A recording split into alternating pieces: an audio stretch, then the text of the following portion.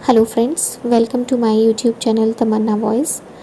तो फ्रेंड्स, इस वीडियो में मैं लाई हूँ आपके लिए मुंशी प्रेमचंद्र के द्वारा लिखी हुई कहानी कफन का दूसरा पार्ट।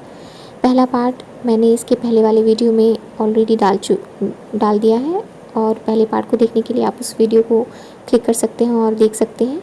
तो चलिए शुरू करते हैं दूसरा पार्ट। सवेरे माधव ने कोठरी में जाकर देखा तो उसकी स्त्री ठंडी हो गई थी। उसके मुंह पर मक्खियां भिनक रही थीं। पथराई हुई आंखें ऊपर टंगी हुई थीं। सारी देह धूल से लथपथ हो रही थी। उसके पेट में बच्चा मर गया था।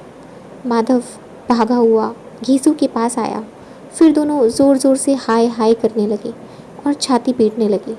पड़ोस वालों ने यह रोना धोना सुना तो दौड़े दौड़े आए और पुरानी मर्यादा के अनुसार इन अभागों को समझाने लगे, मगर ज़्यादा रोने पीटने का अवसर ना था।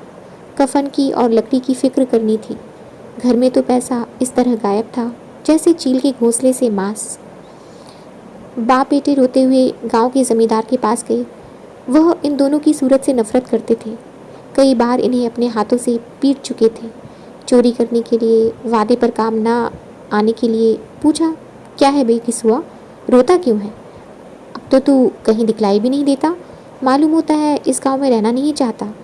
घीसू ने ज़मीन पर सर रखकर आंखों में आंसू भरे हुए कहा, सरकार, बड़ी विपत्ति में हूँ। माधव की घरवाली रात को गुजर गई। रात भर तड़पती रही सरकार। हम दोनों उसके सिरहाने बैठे रहे। दवा दारू जो कुछ हो सका सब कुछ किया। मुदा वो हमें दगा दे गई। अब कोई एक रोटी देने वाला भी ना रहा मालिक। तबाह हो गए, घर उजड़ गया। आपका गुलाम हूँ। अब आपके सिवा कौन उसकी मिट्टी पार लगाएगा? हमारे हाथ में तो जो कुछ था वह सब तो दवा दारू में उठ गया। सरकार की ही दया होगी तो उसकी मिट्टी उठेगी। आपके सिवा किसके द्वार पर जाऊं? जमींदार साहब दयालु थे, मगर घीसू पर दया करना काले कंबल पर रंग चढ़ाना था। जी में तो आया कह दे, चल दूर हो यहाँ से। यूँ तो बुलाने से भी नहीं आता। आज जब गरज पड़ी तो आकर खुशामद कर रहा है। हरामखोर कहीं का बदमाश।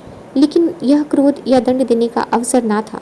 जी में कुड़ते हुए 2 रुपए निकालकर फेंक दिए, मगर सांत्वना का एक शब्द भी मुख से ना निकला। उसकी तरफ ताका तक नहीं, जैसे सिर का बोझ उतारा हो। जब जमींदार साहब ने 2 रुपए दिए तो गांव के बनिए महाजनों को इनकार का साहस कैसे होता?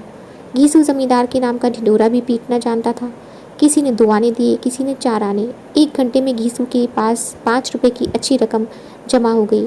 कहीं से अनाज मिल गया, कहीं से लकड़ी, और दोपहर को घीसू और माधव बाजार से कफन लाने चले। इधर लोग बांस बांस काटने लगे। गांव की नर्मदिल स्त्रियां आ आकर लाश देखती और उसकी बिक्सी पर 2 बूंद आंसू गिराकर चली जाती थी। तो दोस्तों, ये था सेकंड पार्ट, और इसका अगला पार्ट देखने के लिए आप नेक्स्ट वीडियो पर जा सकते हैं। वो मैंने अपलोड कर दिया है, तो वहाँ पर आप जाकर देख लीजिए। Thank you. और आपको अगर ये वीडियो पसंद आया तो प्लीज़ इसे लाइक और शेयर करना ना भूलें और चैनल को सब्सक्राइब भी करें।